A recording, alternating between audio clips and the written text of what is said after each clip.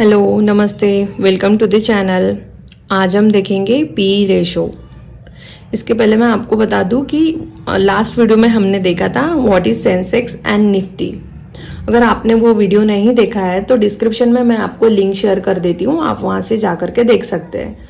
क्योंकि Sensex and Nifty share market का एक स्टार्टिंग पॉइंट है, वो आपको जानना बहुत जरूरी है। उसके बगैर आप समझ नहीं पाओगे कि शेयर मार्केट में इन्वेस्टमेंट कहाँ से करते हैं। ठीक है, आज हम देखते हैं पीई रेशो। पीई रेशो में पहले उसकी डेफिनेशन, कैलकुलेशन एंड उसके यूजेस देखेंगे हम। देखिए, पीई रेशो का मतलब क्या होता है, पहले तो उसका मीनिंग पता होना चाहिए।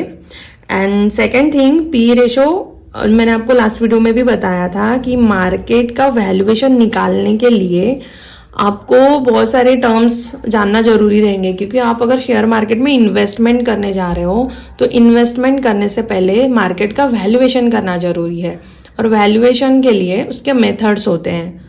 तो पीई रेशो एक उसी का पार्ट है। तो पीई रेशो की डेफिनेशन क्या है, पहले तो वो देखते हैं। That is the price to earning ratio.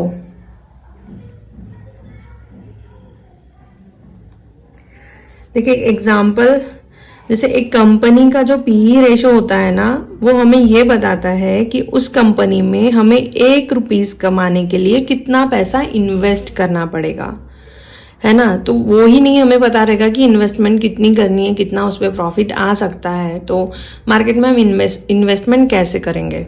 तो एग्जाम्पल के तौर पे मैं आपको एक कैलकुलेशन बताती हूँ।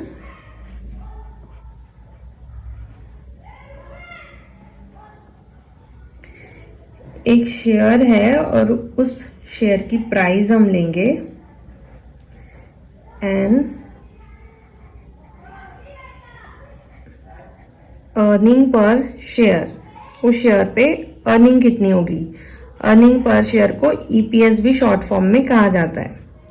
तो एग्जांपल के तौर पे ₹100 का एक शेयर है और उस पे ₹5 की अर्निंग हो रही है। तो उसका पी का फॉर्मूला, यानी कि फॉर्मूले के अनुसार पी कितना आएगा,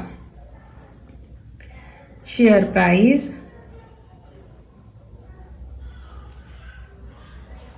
divide by earning per share, that is the EPS. ये जो शेयर प्राइस है ये करंट वाली लेनी है हमें, ठीक है। तो आपको लगेगा कौन सी शेयर प्राइस लेनी है, मार्केट में तो ऊपर नीचे शेयर होते ही रहते हैं। तो हमारी करंट शेयर प्राइस कितनी हो गई, ₹100, एंड ये हो गया ईपीएस 5। तो उसका पी कितना आया, 20। अब देखिए, मार्केट में हमें ₹1 कमाने के लिए कितना देना पड़ेगा, ₹20 देना पड़ेगा।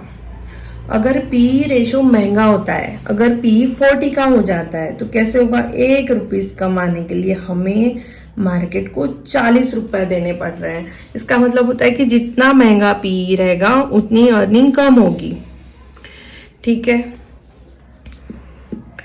आपको मैं और एक एग्जांपल देके समझाने की कोशिश करती हूँ डिटेल में। देखिए, ये एक तो सिंपल हमने पीई का फॉर्मूला निकाल लिया, लेकिन इसका ये मतलब नहीं है कि हमने पीई देख लिया, फट से शेयर की प्राइस निकाल ली, उस पर कितनी अर्निंग हो रही है और गए और हम शेयर मार्केट में इन्वेस्ट करके आ गए। इतना भी आसान नहीं होता है। अब ये और एक एग्जांपल मैं आपको देती हूँ। देखिए, ईपीएस मार्केट का और शेयर प्राइस। अब हम दो कंपनी को कंपेयर करके यहाँ पे देखेंगे। मान लो आपके पास 2 कंपनीज है, 2 कंपनी में आपको चूज करना है कि कौन से कंपनी में हमें पैसा लगाना है। पहली बात तो कंपनीज एक जैसी होनी चाहिए। जैसे अगर आप फार्मा की कंपनीज देख रहे हो तो दोनों भी फार्मा के ही होने चाहिए, या आप आईटी का ले रहे हो तो दोनों भी आईटी कंपनीज के होने चाहिए। उसका रीजन ये है कि जो भी फील्ड की कंपनी होती है उसका जो प्रोग्रेस का जो रेंज होता है वो अलग अलग होता है। आईटी अलग स्पीड से जाती है, फार्मा अलग स्पीड से जाती है। तो आप कोई भी कंपनी को कोई कंपनी के साथ कंपेयर नहीं कर सकते हो। अगर आप फार्मा के ले रहे हो तो आप दोनों भी शेयर फार्मा के ले लो, या आईटी का एग्जांपल ले लो, आप इंफोसिस है, विप्रो है, आप दोनों को कंपेयर करो, वैसा चलेगा।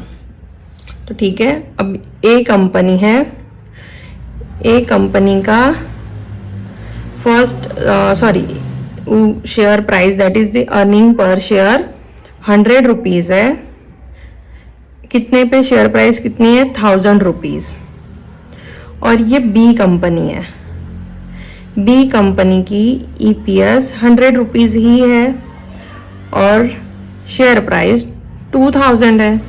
अब हमें तो यहाँ पे साफ साफ दिख रहा है कि 1000 रुपीज लगाने के बाद हमको 100 रुपीज का प्रॉफिट आ रहा है, that is earning per share. यहाँ पे 2000 लगा कर के भी हमको 100 ही रुपीज का प्रॉफिट हो रहा है।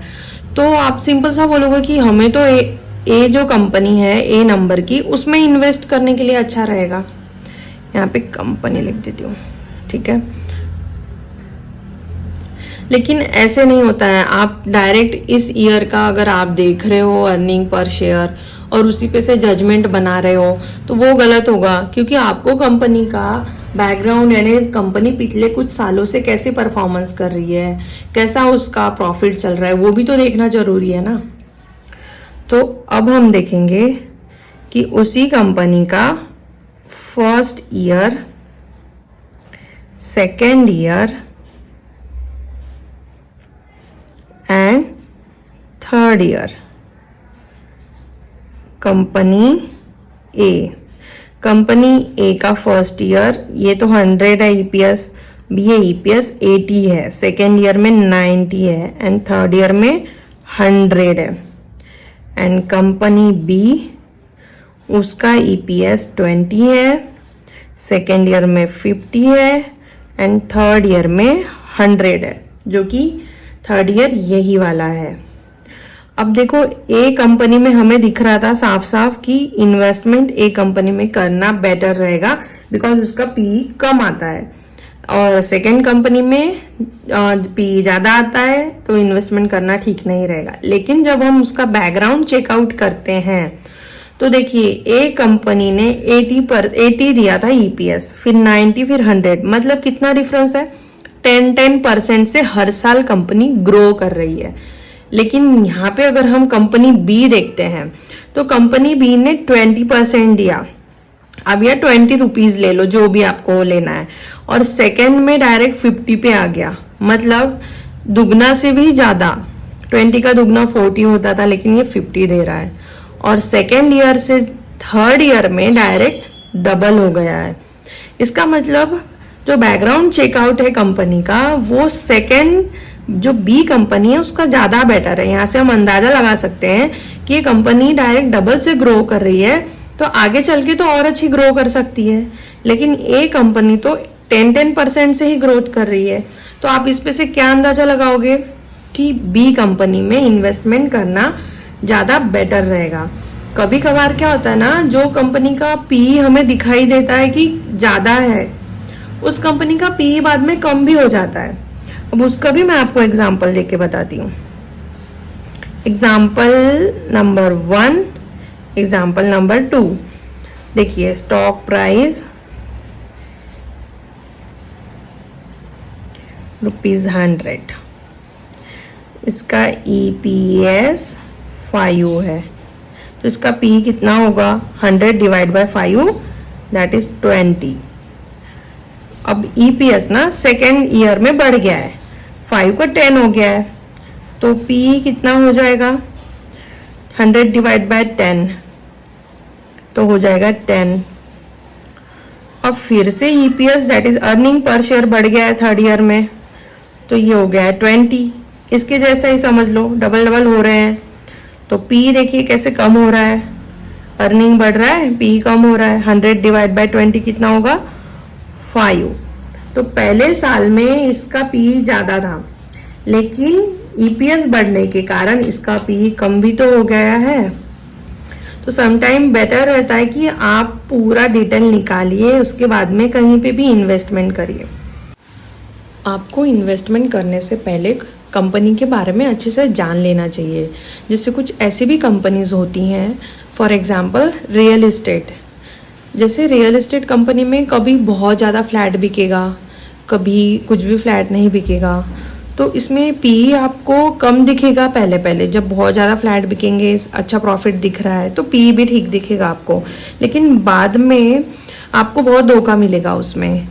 क्योंकि जैसे अब एग्जांपल फार्मा कंपनी होती है, फार्मा का तो मेडिसिन का हुआ ना, तो यानी मेडिकल पर्पस के लिए, तो ये कंपनी नॉर्मली हमेशा ही आपको एक प्रोग्रेस में दिखेगी, लगातार आपको प्रोग्रेस दिखेगा। ये हो गया है आज का पी रेशो, यानी पी रेशो में आपको कंपनीज एनालाइज सब करके इन्वेस्टमेंट करनी चाहिए, और मैंने ये आपको एग्जांपल भी देकर के अच्छे से समझा दिया है। और नेक्स्ट वीडियो में हम देखेंगे प्राइस टू बुक रेशो।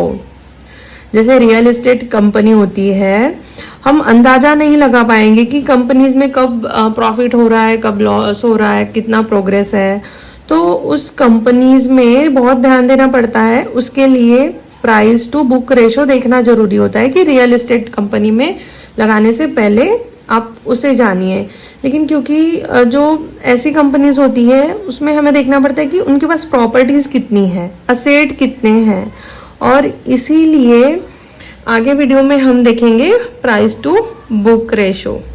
क्योंकि जिन कंपनीज की अर्निंग रेगुलर नहीं होती है, उन कंपनीज को कैसे जांचा परखा जाए, और उन कंपनीज को पी रेशो, उन कंपनीज के पी रेशो से मतलब पीबी रेशो से जानना पड़ता है कि कंपनी कैसे ग्रो करेगी और उसमें कितना इन्वेस्टमेंट, कैसे इन्वेस्टमेंट हम कर सकते हैं।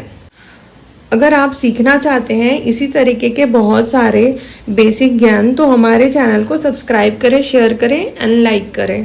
Thank you.